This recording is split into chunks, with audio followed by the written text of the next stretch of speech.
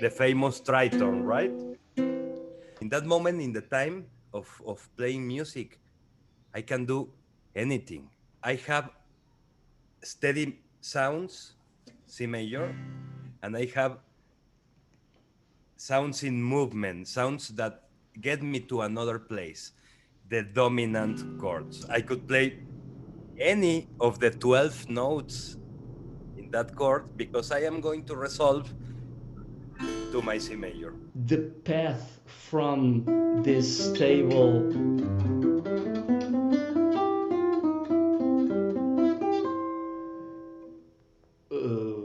counter of the chord can be disrupted with any kind of chromaticism or diatonicism.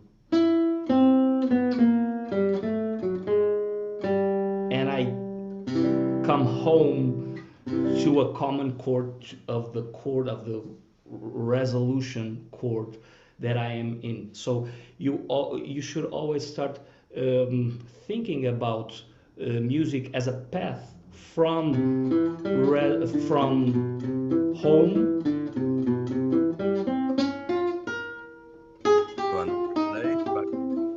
right?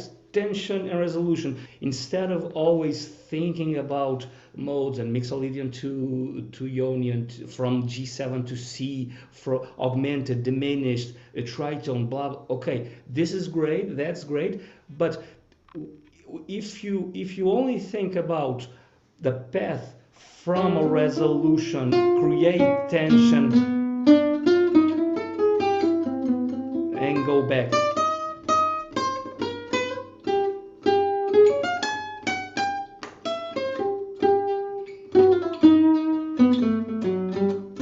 Erik, back to you. Yeah. When you have a dominant chord, for example, E7, you can use a diminished arpeggio half a tone above the root of the dominant chord. For example, E7, you can use F diminished because this creates a 7 flat 9 sound. I can use over the E7 a F diminished chord. All of me, why not take all of me? Those diminished chords are really special and magical chords because it's going to repeat himself every minor third. So you have this F diminished, but 3 frets up, you have the same diminished with all the notes flipped. The next trick is beautiful. This is a 1930s trick.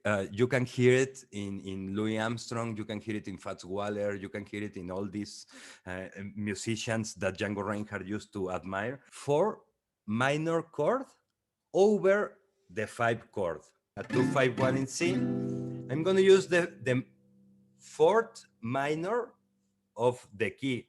So I'm going to use F minor. Okay? Or F minor 6. D minor, and in the G7, you're going to play F minor 6.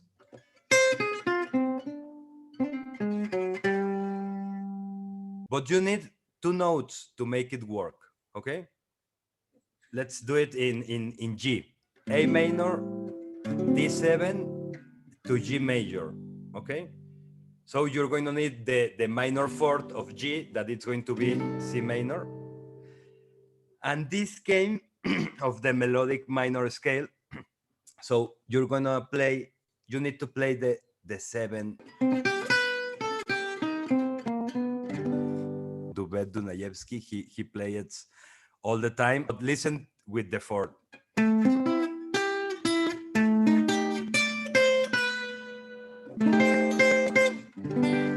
Like super cute thing that everybody does in the ends of a ballad. Next trick, guys.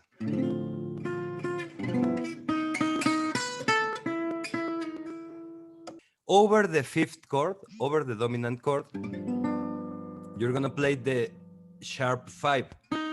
You're going to play the major 7 of the root chord also. You need to play this with this. Two notes that are going to resolve.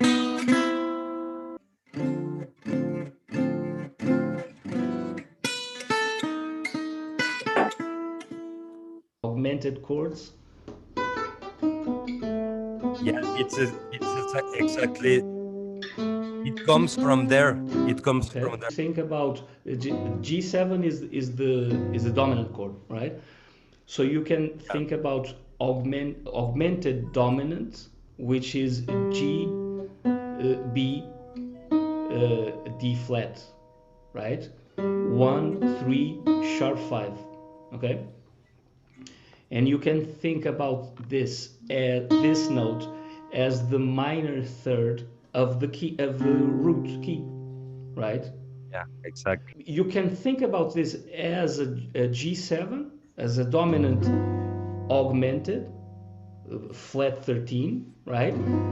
Which is here, an altered chord, or you can think about a C with the 7, major 7, and the minor third.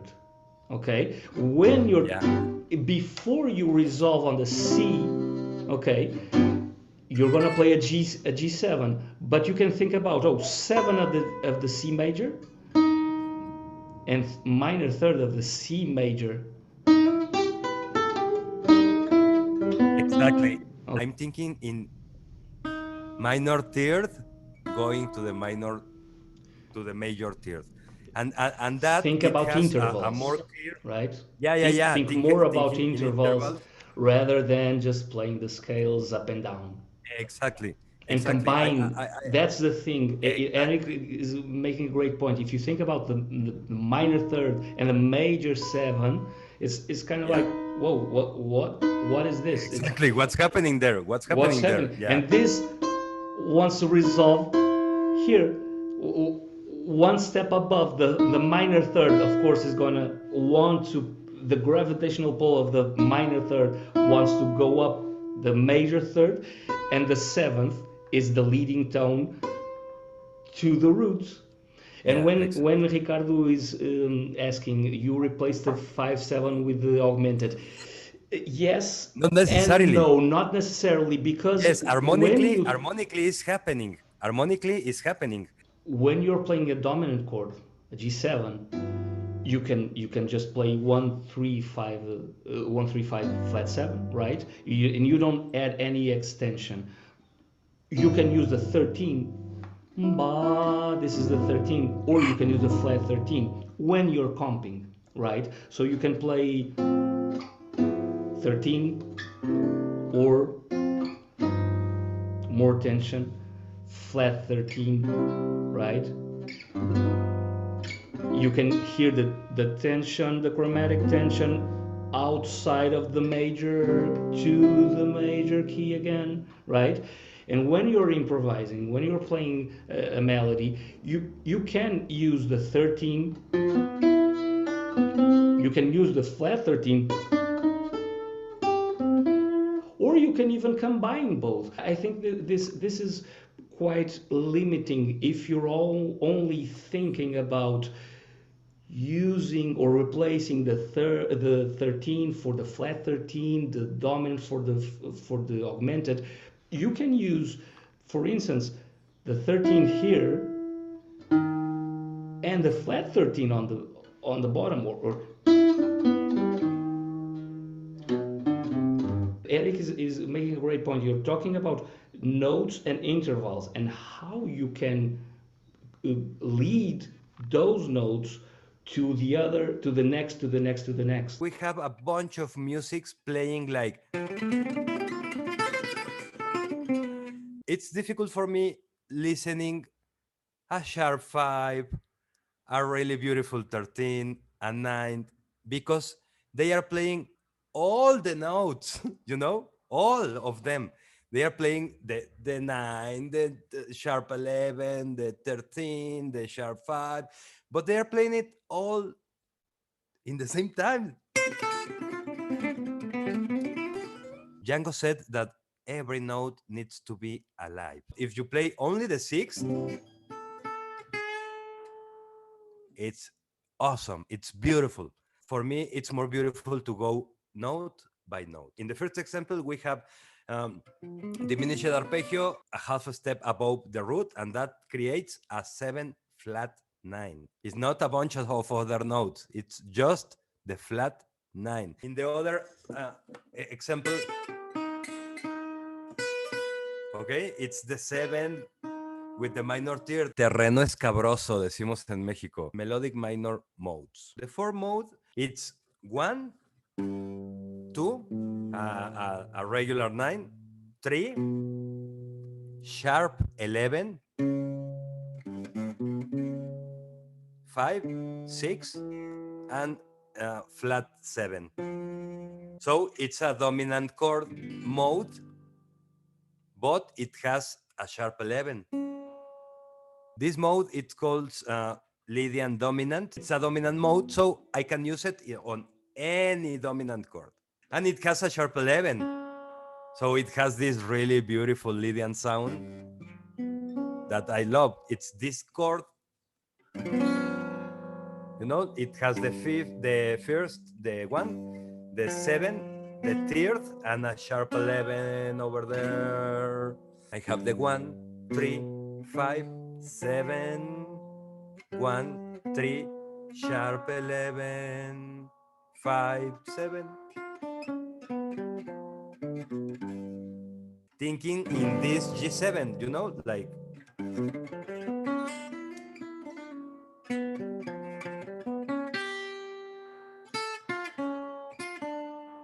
Adrian Mognardud, that it's exactly this scale. Okay, Schallenberger does this all the time.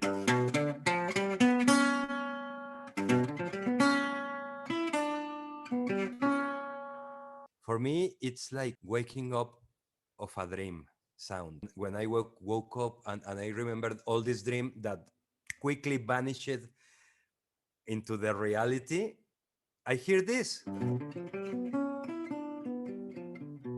Every new sound that you learn, put a label, not of the name, not Lydian dominant, because that means nothing. What it really means to you, that sound.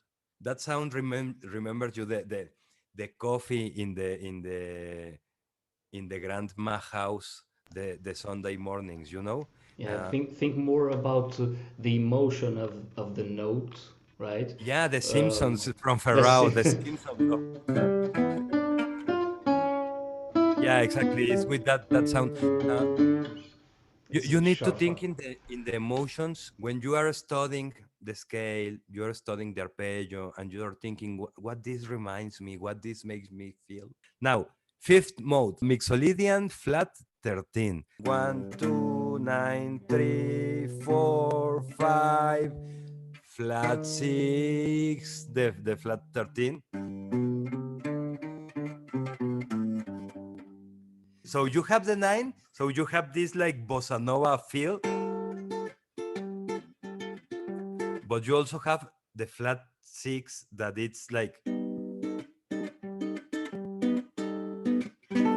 it's 1, 3, 5, flat 13, flat 7. Guys, notice that here you have the 5 like on the Yeah, bass and the flat 13 on the upper structure of the chord. So you can play one, if you're playing an arpeggio, you're gonna play 1, 3, 5, flat 7, and then yeah, upper structure 9, fourth, and flat 13.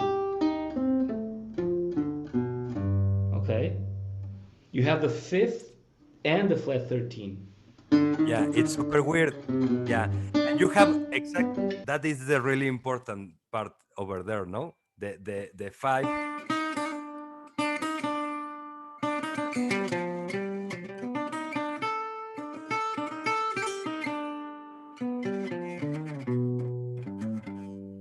Okay, the 7th mode of the melodic minor scale, it gives you a mode that it's called super Locrian or altered mode that alters the dominant chord in every possible way. I'm sure Birelli, Lagrene, and Adrian Moignar play this all the time. Okay, Birelli now plays that a guys, lot. I'm gonna give you a little trick to play this easy. The melodic minor scale, it's a major scale with a flat third. Okay, so we're going to start in C. C, D, E flat, okay? Fingers 1, 3, 4, and then finger 2 to the 4th, finger 4 to the 5th, 1, 2, flat, 3, 4, 5, and then with the 1, 3, 4, we're going to do A, B, D. So we have a really quick recipe for the melodic minor scale. Okay, it's super easy to learn. Let's imagine Lulu swing. Ta-da, ba-da-ba-da-ba-da-ba-da-ba-da-da, E7. Okay, a perfect place to do my shit. E7 is the fourth of B. So I'm gonna start to play my scale in B.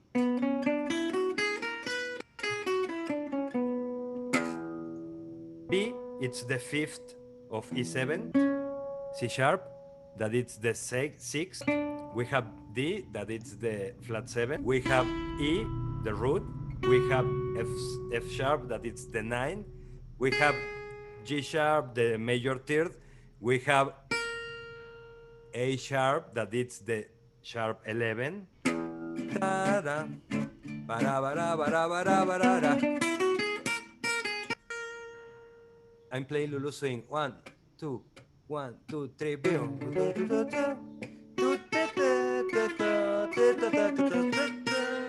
So you're painting everything with that Lydian. Now I want fifth mode, Mixolydian flat 13, because I want this more Spanish sound. E7 is the fifth of A. So I'm gonna play my scale starting in A, and I'm gonna do. What's happening here? This is the fourth. So, okay, this is an avoid note. So I'm not going to start my scale here. I'm gonna start it here, but with this shape, okay? And I have the fourth, the fifth, the flat 13. This is the UC note here. Okay, and now I have da ba da da ba da ba da ba da ba da ba da da. Oh, you know, you hear it. You can hear it with that one note, no? Another time. 1, 2, 1, 2, 3.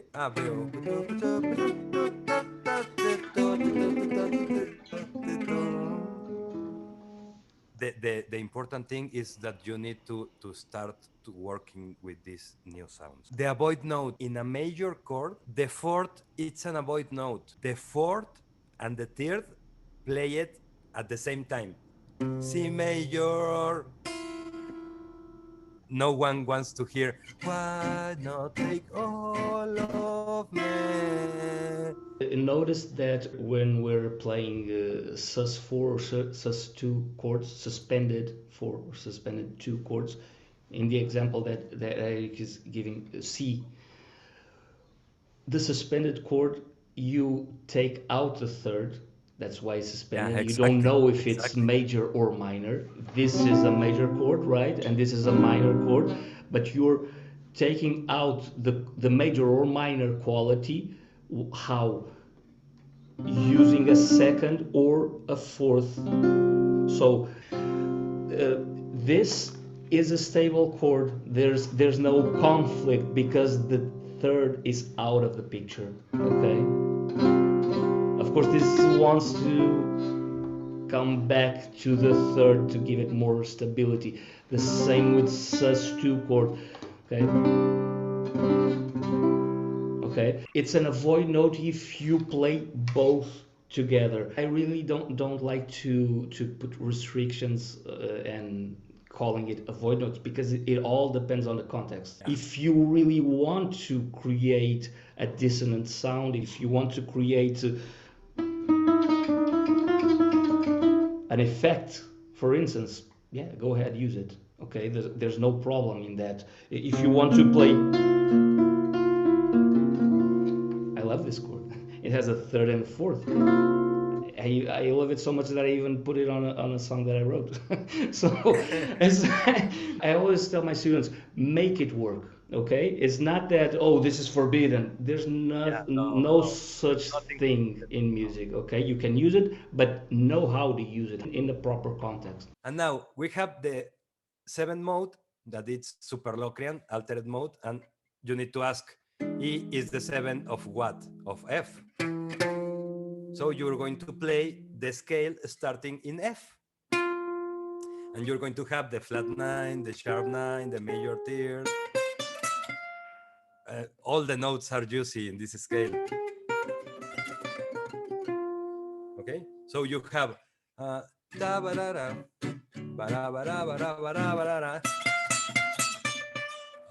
it's like super rude, you know. It's a really harsh sound that I absolutely love it.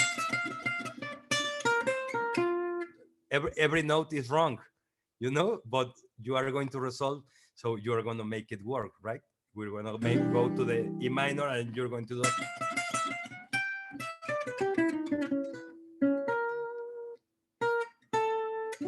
Okay. You guys, So notice that Erik said it's every note is wrong, not avoid. Okay, yeah, because exactly. there's no avoid notes here. When you think about dominant, what is the alter chord doing? The alter chord is altering the extensions of the chord. So if you have this E7, remember the going to the piano 1 3 5 flat 7, for instance, as a basis of the chord, right? And on your right hand you have the extensions 9 11 13. What Erik is talking about is how to alter these notes, the extension notes, okay? So you can have 9, 11, 13, or flat 9, sharp 9, right? Sharp 11, flat 13, or sharp 5. And whenever we're talking about super Locrian, Mixolydian, flat 13, Lydian, dominant, whatever, it's those extension notes that are being altered, and you can choose whether to play the fourth or the sharp fourth, the 5 or the 13 or the flat 13, the 9, the natural 9 or the flat 9 or the sharp 9. E7, this is the ninth, this is the sharp 9, this is the flat 9. It's like the cherry on the top. You play the chord E7. What's the cherry on the top? The natural 9, the flat 9, the sharp 9. You can expand your oral understanding just by changing one note. Exactly. And now we have one mode that changed the fourth. No, we have another mode that changed the 13, and we have the other mode that changed every note. Now you know that in E7 you can start in A, and it's going to be the 5th mode. You're going to start in B, and it's going to be the 4th mode, and you can start in F, same shape, and it's going to be the 7th mode. You can play with the fact that in the 3rd string and in the 1st string you're going to have the same shape. So, okay, so you can do things like in one mode and then go immediately to the next mode and immediately to the next mode.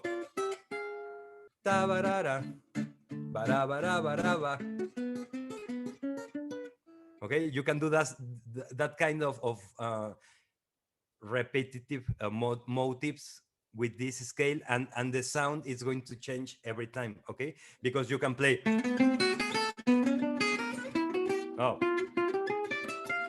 and resolve, and it's going to be like a bad hit in the head for everybody, all the alterations, and you're going to resolve. create some licks that you like, okay, and try it to transpose it without thinking too much, for knowing the sound. Birelli Lagrene don't know about music. He's not thinking, oh, it's sharp 9, but he knows that this is going to mess up his dominant chord, and this is going to mess up his dominant chord in another way, and this is going to mess up his dominant chord in another way. So Birelli Lagrene does, and you hear that, and you hear like, what is he doing? Oh, he's doing a lick in, okay, as simple as that, and he's gonna play it in every way. Okay, and you have these crazy sounds that came from putting together all the things. For studying this,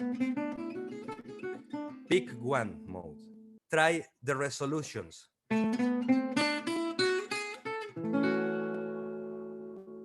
Okay?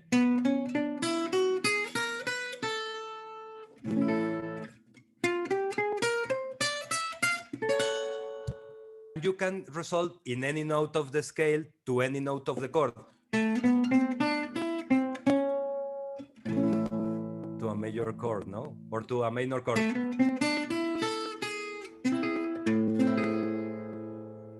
Use this one shape that I give you and try to get all the possible resolutions a fourth above. So when you are playing it, you can do 1, 2, 3, 4.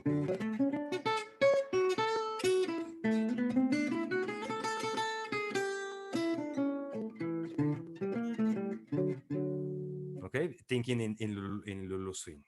To ending, I want to share with you a thing that it's a lot more philosophical. For me, it was a game changer. A diminished chord, it has a 1, a flat third, a flat 5, and a double flat 7, okay? So a 6. My B flat diminished chord, it is actually an A7 with the flat 9 and without playing the root. If you think about A7, 1, 3, 5, flat 7, and you raise the root, the flat 9 is here. So you can change the dominant chord for the diminished just by raising the root to the flat 9. The diminished chords are dominant chords, are 7 flat 9 chords. If we see this, we can do the math differently. Diminished chords are symmetrical chords, are building in the same interval, minor thirds. So you can repeat himself every minor third. So it's only inversion of the same chord. This B flat diminished chord, it's also a D flat diminished chord, and it's also an E diminished chord, and it's also a G diminished chord. Now we're going to think this B flat diminished is not a B flat diminished. It is a D flat diminished. I'm going to think in the D flat, half step back. So now D flat is C. And I have C, E, G, B flat. What's that? C7. In his first existence, A7, it's exactly the same as C7. Because of that diminished chord that glues 4 tonalities together. What Erik is talking about is simply this. You grab a dominant chord, A7, for instance, and then you can substitute this A7 for a diminished. Diminished chords are built with minor third intervals, right? So you have this dominant, this diminished, this diminished, this diminished, and this diminished, right? You have 4 voicings for 1 diminished. Whenever you play 1 diminished here, you can also play the next diminished here, and the next diminished here, and the next diminished here. What we can do afterwards is deconstruct this diminished chord, these 4 diminished chords, 4 voicings, as dominants. How can I do that? you take the flat 9 of the initial chord and go back to the root A7. And you do this process in any other. So instead of playing diminished, diminished, diminished, now you're going to play dominant, dominant, dominant, dominant, A, C, E flat, G flat 7. The trick is don't do the diminished, do the dominant, but also from minor third to minor third to minor third to minor third. You can stack the 4 dominants. And this has huge implications. And Louis Armstrong knows this. And Fats Waller knows this. And Django Reinhardt knows this. So you're telling me that in C7, I can play all my A7 licks? Yes, you can. And guys, sounds amazing. All the things that you know in A, you can do it over a C7. What's happening? Okay, I'm playing A, it's the 6th. I'm playing C sharp, it's the flat 9. Okay, in a dominant chord, it's perfect. Okay, I'm playing the 3rd, I'm playing the 5th, I'm playing the 6th, I'm playing another time the flat 9. You know, I'm playing all notes that work. And if I do that, another down, okay? I'm playing sharp 11, I'm playing the 9, I'm playing the flat 7, I'm playing the 3rd, I'm playing the Exactly. sharp 11 again. When you're doing That the works. diminished, you always have the same notes, the same 4 notes that are rotating inside the diminished. But if you change the diminished to a dominant, every note and rotation of the notes, this chord is not the same as this chord and not the same as this. You're always privileging a sharp 4, a flat 13, a flat 9, a sharp 9, and the combinations. Think about Dark Eyes.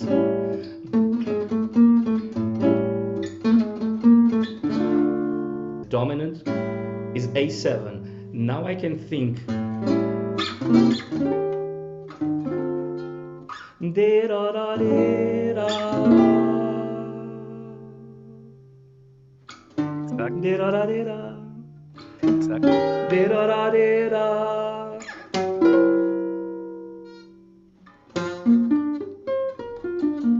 You're always creating tension, okay? And eventually you're gonna notice that you have 2 tritones in between. A7 and E flat 7 are a tritone apart. C and G7 are a tritone apart.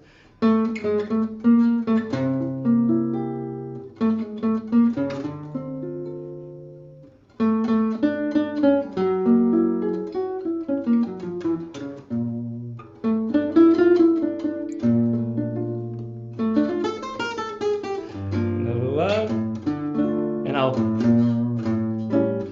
diminished.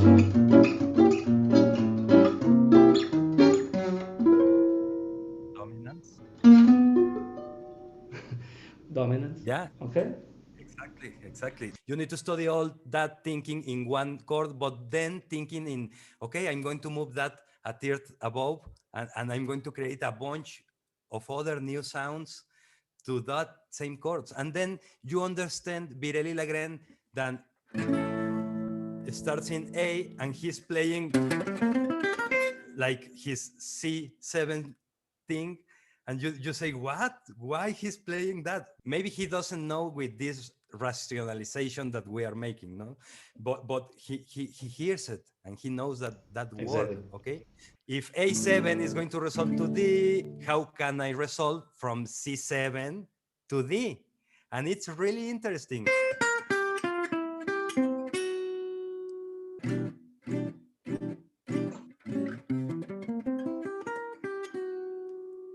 And it's a really cool, interesting resolution because it's not the obvious one.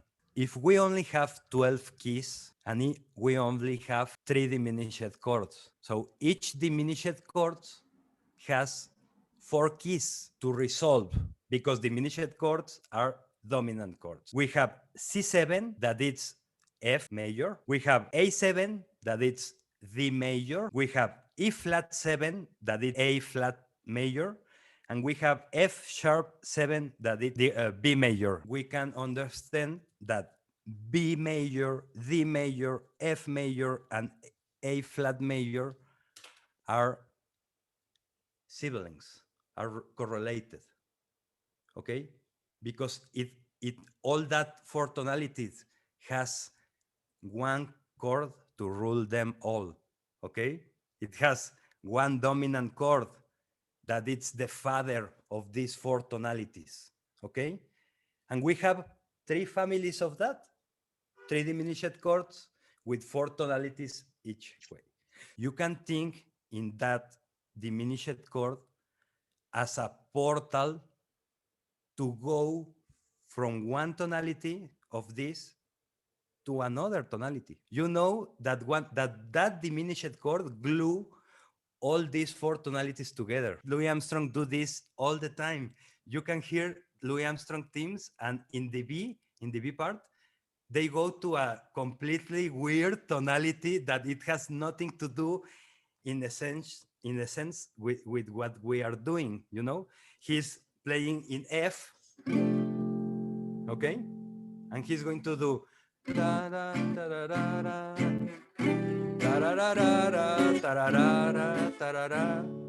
he's going from F major to D major that it looks like a really distant tonality. Why are you going to do that? Let's go to F, from F to A flat.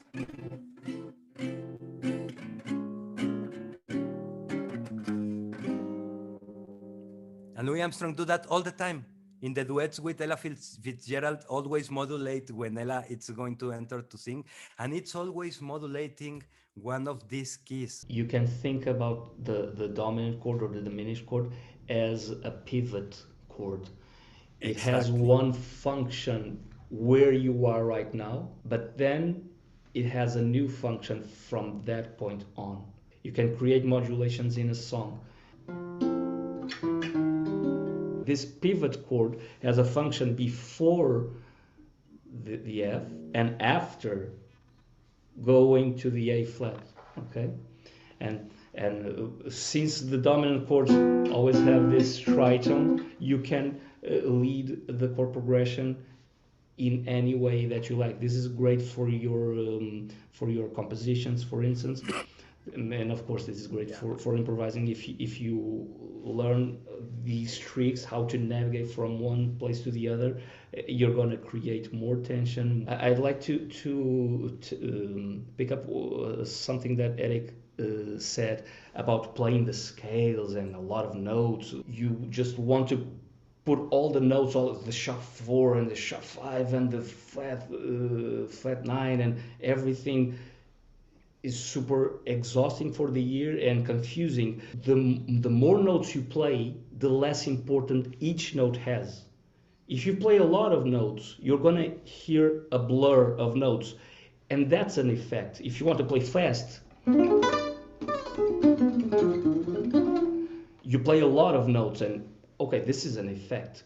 But the importance of each note, if I play a flat 9 or a natural 9, it has less importance. The less notes you play, the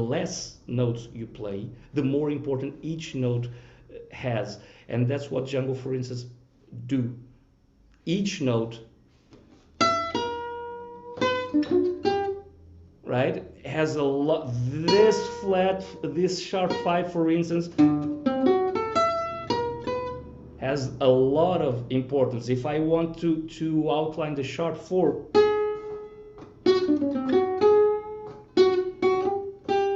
I have to allow some space for those notes to be relevant, have the impact on the phrase to provoke the emotional impact that I'm looking for. Dave is asking, are pivot chords the same as secondary dominants? And how you locate secondary dominants quickly? That's the thing. You only have one primary dominant. If you're in the key of C, the primary dominant is G7.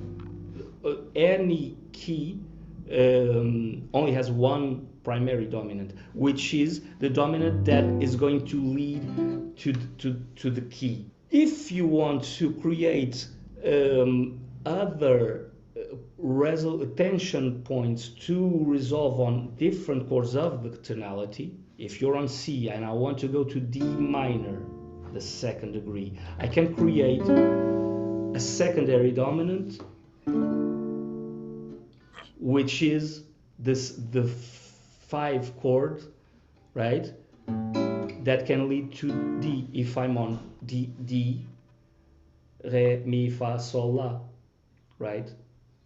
So A minor to the key of C is minor, but if I want to create a tension point to D minor, I can transform it in a dominant, secondary dominant. A pivot chord is not necessarily a dominant chord. It can be a major chord, it can be a minor chord, it can be an half diminished, it can be a diminished, it can be an augmented, whatever. It has the pivot chord has to have a flow, a meaning before you hit it, and then afterwards it has a different meaning.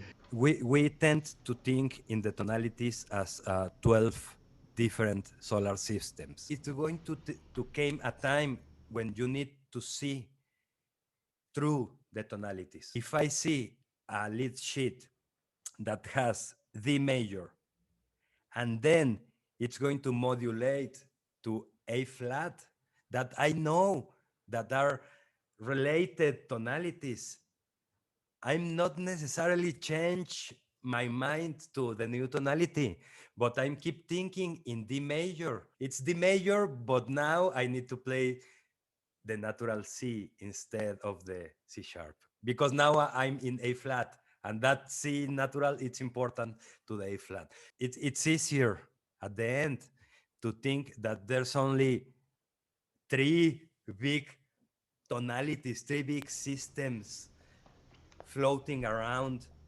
this sphere that the music is. These 4 dominant chords are one note apart, one from each other, one note apart. Before it gets easy, it gets super hard. That's the tricky thing.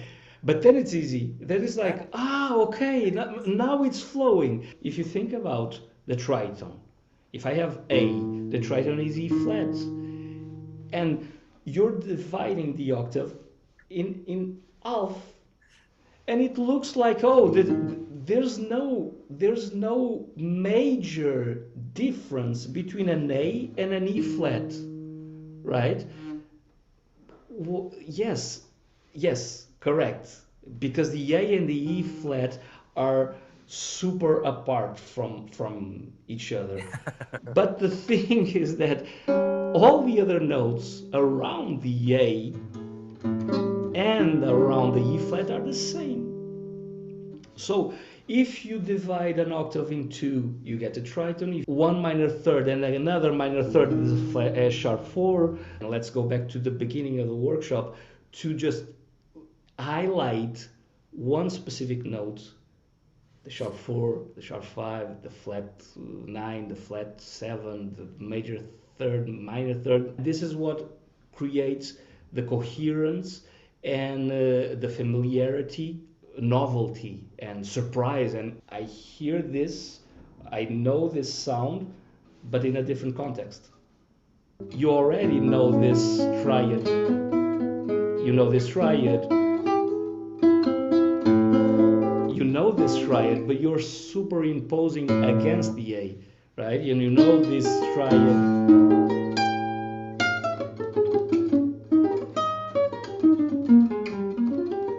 I want to add to what Nuno is saying. Everything you learn, one shape. You can pass It's the same. 1 month playing one shape and doing everything around that.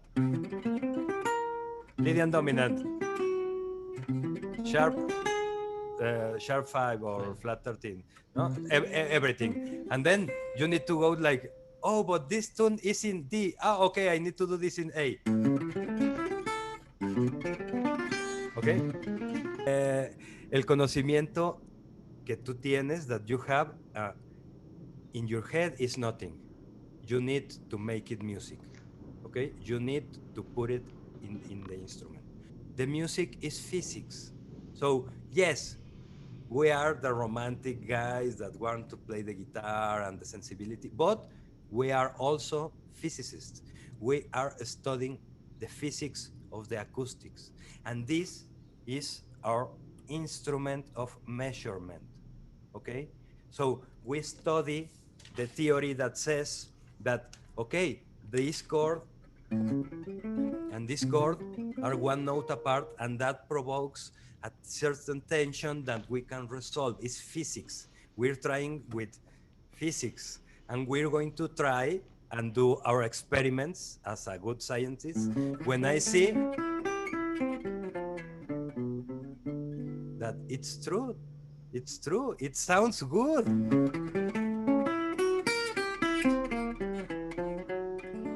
Yeah, it's familiar, but it's unexpected because Yeah, it's misplaced, right? exactly. And So that's jazz. Basically, you're always playing old stuff in a new way. exactly. When all this starts in the 1930s, it was a guy who said, hey, no, I discovered this. I discovered that if I play this, it sounds super cool. Amazing, yeah. Yeah, point. You know, point. Show me That's that. all. Show me Yeah, that show me chord that, and I progression. will Show show me it, that lick. and I will show it by hand. Look, I put this finger and I do this.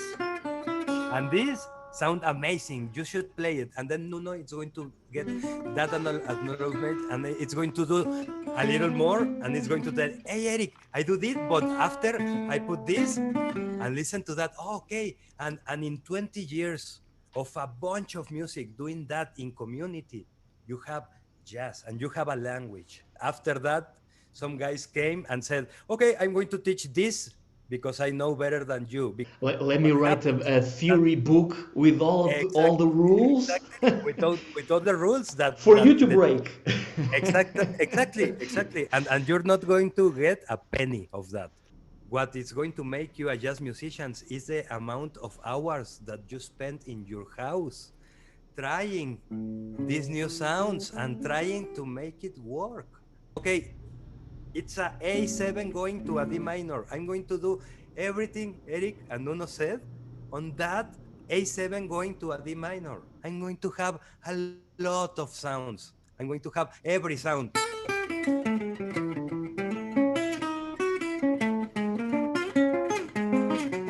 So You're the long scientist on one on the chord. laboratory, right? Yeah, exactly. I do the Experimenting. experiment. I make the experiment and I make it work. And I know that this is going to make your pants drop when you hear it. If this is advanced or you don't like it, even if you don't like it, you use it, you don't like it, throw it away. You don't have to use Yeah. it. It's nothing. Oh, what, playing a C major or C7 or A7? I don't like that. I don't like a lot of stuff also. Okay, Yeah. so the point is, take the ideas that make sense to you, probably keeping store other ideas that for now it's like, I'm not sure about that super Locrian or that shot Yeah. 4 or But whatever.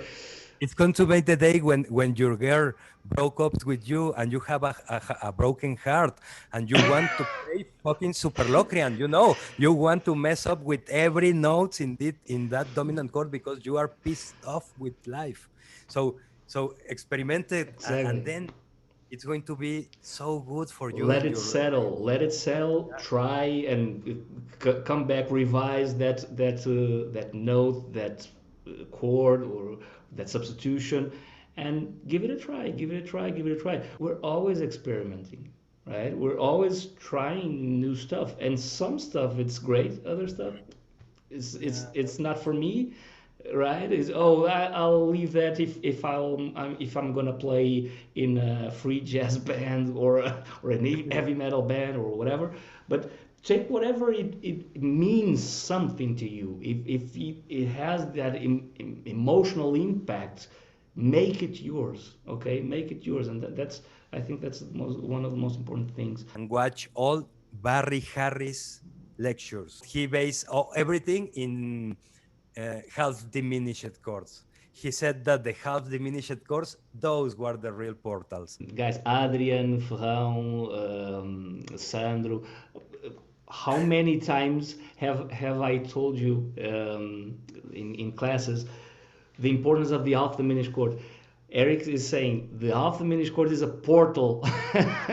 You know, the half diminished chord is kind of the key. I'm always saying, yo, check out half diminished. You can, and in previous workshops, the substitution, the dominant for the half diminished. The half diminished can be a minor. We can look at music by so many angles, but we don't have time. We don't have a life to go to every single YouTube video and book and workshop. Once you get to know to hear the chord progressions, the melodic lines, the colors, the tones, oh, now you get it. Now you get it here, here on your ears.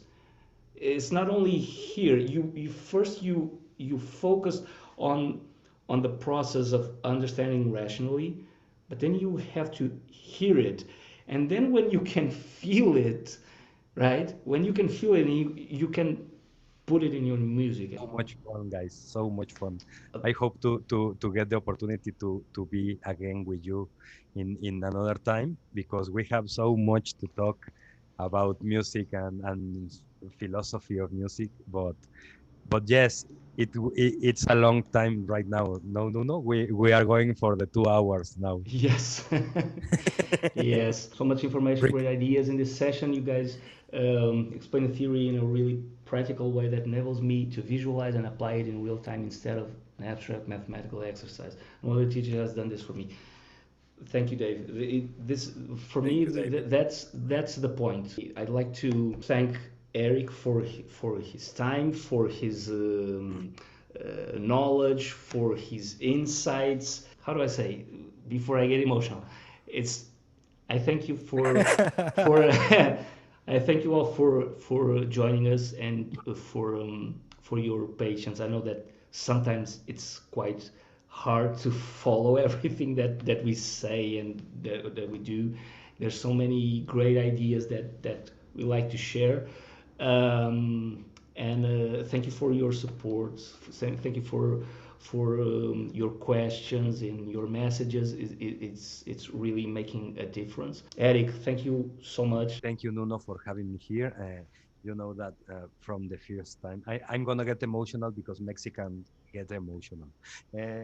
From the first time that we play together, I feel this chemistry, and we go to the radio. You remember? We go to the radio in Piracicaba and play a little. You, Robin Nolan, and I, and it was amazing. And then the breakfast in the hotel, as you say, we were the early wake up guys.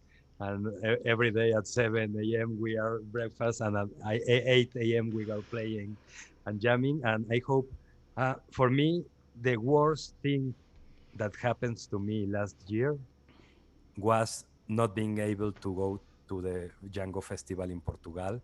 But I hope that maybe in the future, I'm sure that in the future we're going to be together again, and we're going to give us a big hug and play together. Guys, thank you so much. I send you a big hug to all of you, and thank you. Thank you for listening. Erik, thank you very much. Mitchell, Dave, Ricardo, Antonio, Ferrão, Adrian, Nicholson, Erik, Diego, and all of the guys that join us. Thank you all very much, and see you next week.